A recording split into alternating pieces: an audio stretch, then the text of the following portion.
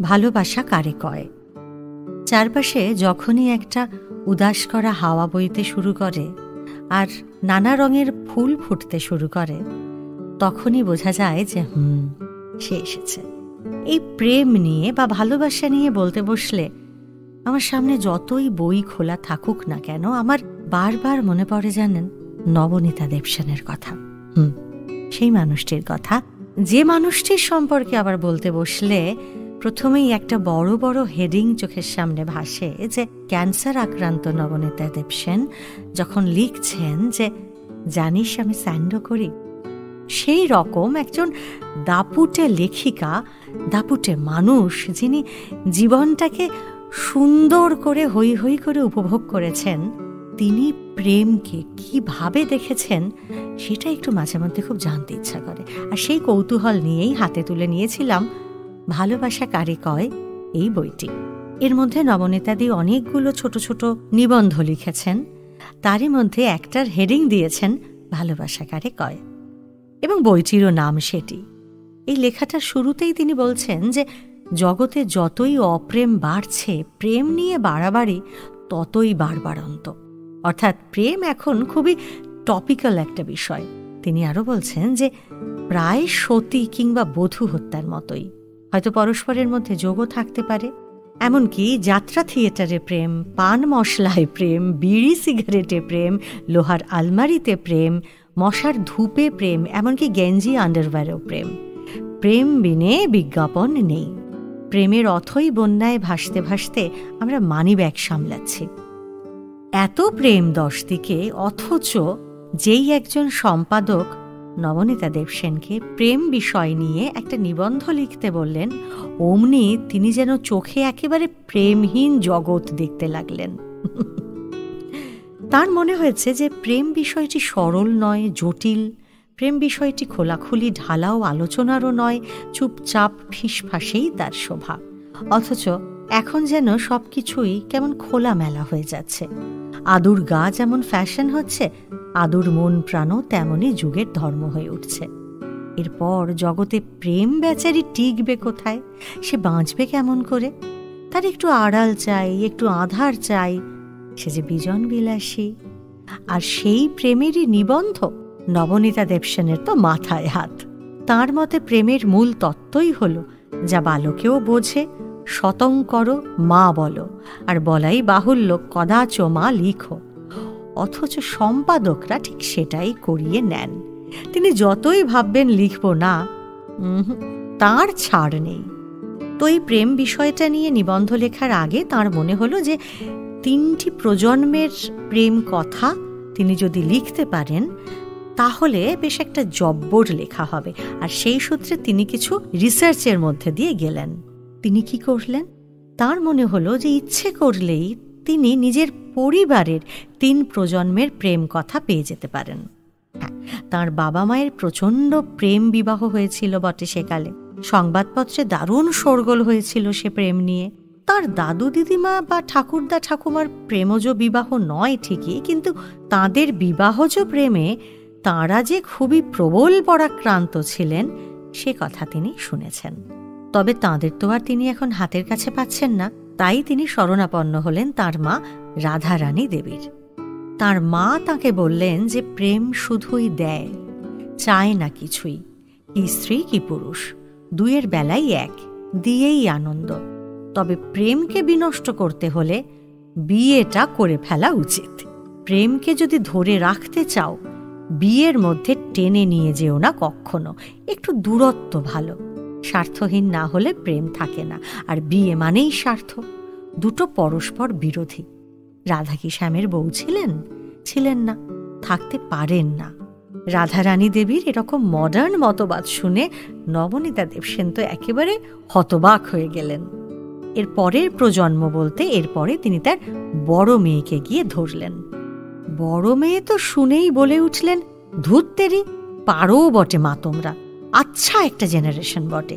উপন্যাসে, গল্পে, যাত্রায়, সিনেমায়, কবিতায়, গানে এতদিন কেবলই প্রেম চলছিল, এবার প্রবন্ধেও প্রেমের প্রবেশ। জীবনে জগতে কত কিছু রোজ ঘটে চলেছে মা, যা প্রেমের চেয়ে অনেক বেশি জরুরি। সেই সব নিয়ে লিখলে পারো না? আমার অন্য কাজকর্ম রয়েছে, আমি যাই, তুমি বসে বসে প্রেম নিয়ে ভাবো। চুপ করে গেলেন মা। লেখিকা ভাবছেন, প্রেম তাহলে এতই তুচ্ছতাচ্ছিল্যের জিনিস? কিন্তু মনে রাখতে হবে, তিনি কিন্তু সেই সম্পাদক মশাইকে তখনও না বলে দেননি। তাকে তো প্রেম নিয়ে নিবন্ধ লিখতেই হবে, আর সেই খোঁজেই লেখিকা ঘুরে চলেছেন বাস্তবের মাটিতে। ইতিমধ্যেই তিনি যখন এই রকম প্রেম নিয়ে একেবারে ভাবনা চিন্তায় মগ্ন, তখন একদিন যাদবপুর ইউনিভার্সিটিতে তার একজন প্রাচীন সহকর্মী উত্তেজিত হয়ে এসে তাকে জানালেন যে সেই শিক্ষকের ক্লাসের বাইরে একটি ছেলে বসে রোজ গিটার নিয়ে গান গায়, জুলি আই লাভ ইউ। তার ধারণা এই জুলি নিশ্চয়ই তার ক্লাসের স্টুডেন্ট। এবং অবশেষে সেই জুলিকে তিনি খুঁজে বারও করলেন। কিন্তু তারপরে কি ঘটল? সেই জুলি এসে গিটার হাতে রোমিওকে বলল যে, আপনি কি আমাকে দাদার মতো ভালোবাসতে পারেন না? আমার সত্যিই কোনো দাদা নেই, but I do have a boyfriend at home. আর সেই রোমিও বলল, হোয়াট আ শেম, কুছ পরোয়া নেই sister, everything will be all right. আর এর পরে কি ঘটল সেই বিষয়ে নবনীতাদি লিখছেন, তারপর পিড়িং পিড়িং করে বাজাতে বাজাতে অন্যদিকে চলে গেল। আমার সহকর্মী রীতিমতো বিচলিত। এসব কি কাণ্ড বলুন তো? আর এই ছেলেটির কথা যখন এসে তিনি তার মেয়েকে বললেন বাড়িতে, মেয়েটি তো বলে উঠল, ওহ, স্বরূপের কথা ছেড়ে দাও, স্বরূপের তো 6টা গার্লফ্রেন্ড, ওপেন সিক্রেট, সবাই হাসে আর প্রশ্রয় দেয়। স্বরূপ 6 জনকেই বাই টার্ন সিনেমা দেখায়, আইসক্রিম খাওয়ায়, আপত্তির কি আছে? লুকিয়ে চুরিয়ে তো কিছু করেনি, সবাইকে জানিয়ে শুনিয়েই ডেটগুলো ফিক্স করে। হি মিনস নো হার্ম, সবাই সেটা বোঝে। বিস্মিত হয়ে লেখিকার প্রশ্ন, তাহলে প্রেমটা করে কার সঙ্গে? প্রেম আবার কি মোটেই প্রেম নয়। 6 জনে 6 জনকে চেনে, no one cares for him. মেয়েগুলোও আজকাল এমনই হয়েছে, হবে না কেন? তাদের ক্যারিয়ার নেই, প্রেম করলেই চলবে। স্বরূপও সিরিয়াস নয়, ওরাও নয়। আজকাল কেউ তো আর তোমাদের মতো বোকা নেই মা। এরপর লেখিকা লিখছেন যে কেউ আর আমাদের মতো বোকা নেই শুনে আমার তো খুব দুশ্চিন্তা হয়ে গেল। ব্যাপারটা কি? চারিদিকে যে সারাক্ষণ জোড়ায় জোড়ায় দেখি, তাহলে কি তারা সবাই প্রেমিক প্রেমিকা নয়? একসময় অবশ্য কথা বলার মধ্যে কিছু সাইন থাকতো, এই যেমন আপনি, তুমি। এখন তো সেসবের পাটও চুকে গেছে, ওই ডিফারেন্সটাও এখন মুছে গেছে। এরপর লেখিকা লিখছেন, আপনি মানেই যেমন শ্রদ্ধা সম্মান দেখানো নয়, তুমিও তেমনি অন্তরঙ্গতার পরাকাষ্ঠা প্রমাণ করে না। আবার তুই মানেই নয় ভাই বোনের অনাবিল প্রীতি। আর প্রেম মানেই নয় বিবাহ। প্রেমে পড়া নয়, প্রেম করা। এখনকার ছেলেমেয়েরা এতেই বিশ্বাস করে। এদের এই প্রেম করাটা মোটেই আমাদের সময়ের সেই প্রেমে পড়া নয়, এবং অবশ্যই নয় ইংরেজি লাভ মেকিংও। তবে ইংরেজি ভাষাটা নবনীতা দেবসেনের খুবই দীন দরিদ্র আর দুর্বল মনে হয়েছে। কারণ তিনি লিখছেন, স্নেহ মমতা, ভাব ভালোবাসা, প্রেম কাম সব এক, সব লাভ। মা বাবা, কুকুর বেড়াল, ভাই বোন, স্বামী স্ত্রী, ঠাকুর দেবতা, সবার সঙ্গে তাদের একটাই শব্দের সম্পর্ক, লাভ। কি গরিব, কি গরিব ভাষা রে বাবা! আর ওরাই নাকি ডেভেলপড নেশন। কিন্তু সাহেবদের চিন্তা করলে তো আর তার নিবন্ধ লেখা হবে না। তাই তিনি অপেক্ষা করে থাকলেন রবিবারের। কারণ রবিবার তার মেয়েদের বন্ধুরা তাদের বাড়িতে আসতো এবং তাদের কাছ থেকেই তিনি প্রেম সম্পর্কে আজকের জেনারেশনের মতামত নেবেন, সেই অপেক্ষাতেই থাকলেন। তারপরে এক একজন করে তার মেয়ের বন্ধুরা আসছে, আর তিনি গিয়ে তাদের ঘপাত ঘপাত করে ধরছেন এবং তাদেরকে সরাসরি প্রশ্ন করছে যে তুই প্রেম নিয়ে ইদানিং কি ভাবছিস? কেউ কেউ ঘাবড়েও যাচ্ছে, আবার কারুর কারুর সাথে কথা বলে তার এমনটাই মনে হচ্ছে যে প্রেম নিয়ে আর্টিকেলের মতো আজগুবি আর আবোল তাবোল জিনিস যেন জগতে আর কিছুই হতে পারে না। এই রকমভাবেই প্রেমের খোঁজ করতে করতে একদিন একটা সাংঘাতিক ঘটনা ঘটল। গ্রাম থেকে একটি অল্প বয়সী ছেলে এলেন তার বাড়িতে তার কাছ থেকে কবিতা নিতে, এবং তারা একটি কবিতার লিটল ম্যাক বের করে সেই ব্যাপারে তার মতামত জানতে। তিনি তো তার একটা কপি উল্টে পাল্টে দেখলেন এবং দেখলেন যে অনেক প্রেমের কবিতাও আছে তাতে। এরপর তাকে আর থামায় কে? তিনি সোজাসুজি প্রশ্ন করলেন, তুমি যে প্রেমের কবিতা লেখো, নিজে প্রেমে পড়েছ? আগে, তোমারই তো নাম বললে, অমুকচন্দ্র তমুক। আগে হ্যাঁ। এটা তোমার লেখা তো? আগে হ্যাঁ। তবে তো তুমি প্রেমে বিশ্বাসী? আগে, তুমি তো প্রেমে বিশ্বাস করো দেখছি, এসব প্রেমের কবিতা তো তুমিই লিখেছ বললে। আগে হ্যাঁ। ভালো হয়েছে। তোমার সঙ্গে প্রেম নিয়ে একটু কথা বলতে চাই। আগে, কি বললেন?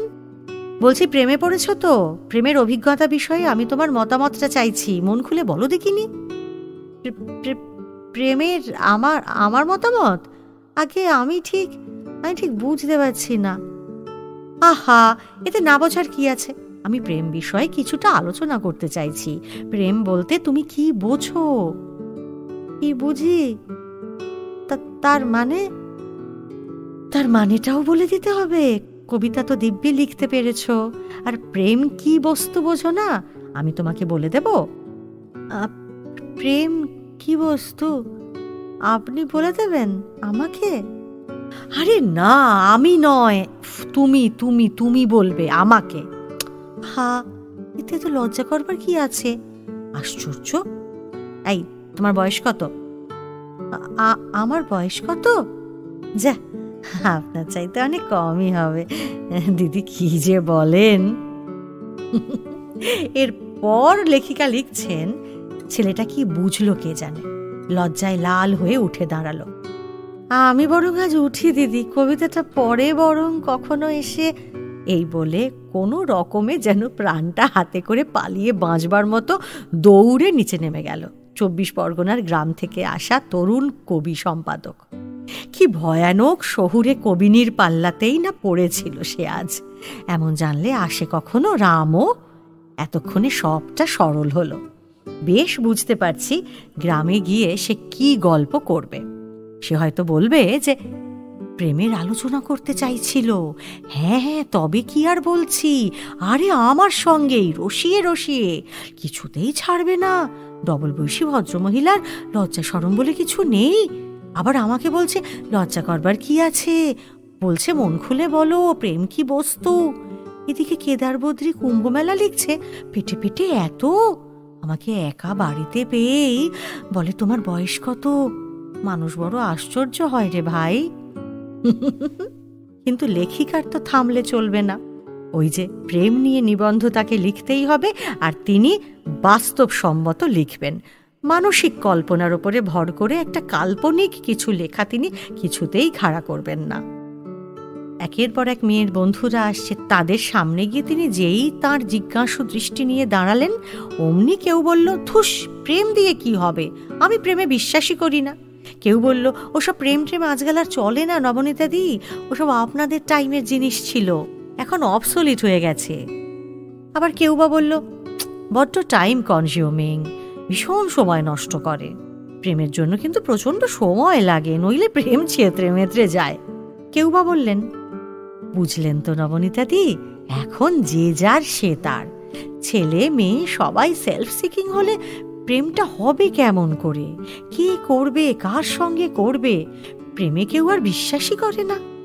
আবার কেউ বা বলল, এসব কি আনএথিক্যাল প্রশ্ন, আউট অফ সিলেবাস হয়ে যাচ্ছে যে।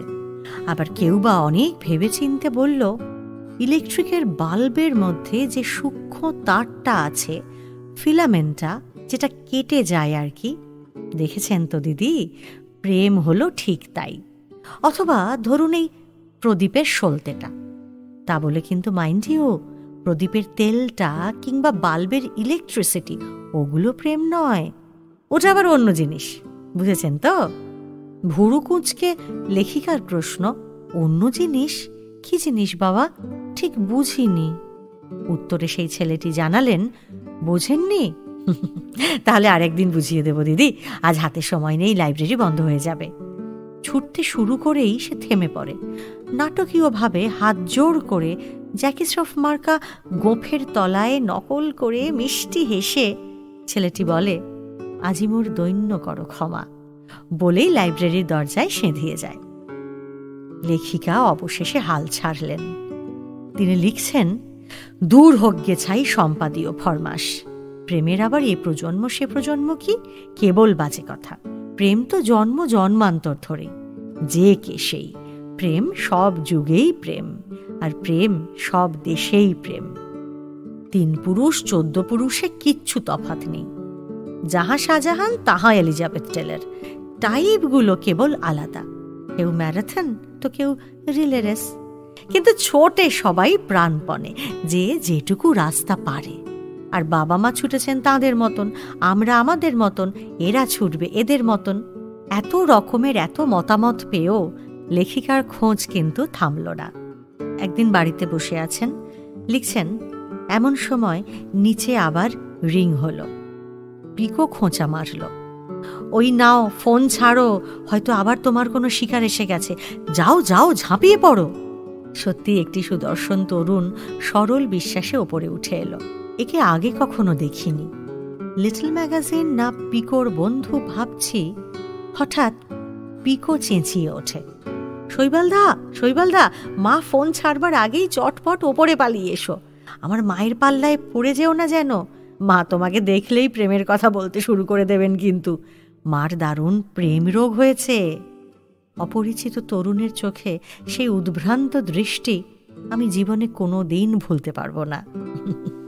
এরপরে অবশ্য আর তিনি লেখেননি যে শেষমেশ নিবন্ধটা তার কেমন হলো আর কোথায় সেই নিবন্ধ ছাপা হয়েছিল। কিন্তু প্রেম দিবসের প্রাকলগ্নে এসে আমাদের মনে হচ্ছে যে প্রেম কি সত্যি নিকষিত হেম, নাকি প্রেম সত্যি নীরবে আসে, এতটাই নীরবে যে অনেকটা লতা মঙ্গেশকরের সেই গানটির মতো, সে যে এসেছিল পারিনি তো জানতে। আপনার কি মনে হয়? আপনার মতামত আমাকে লিখে জানান, আমার সঙ্গে শেয়ার করুন। প্রেমে থাকুন আর ভালোবাসায় থাকুন।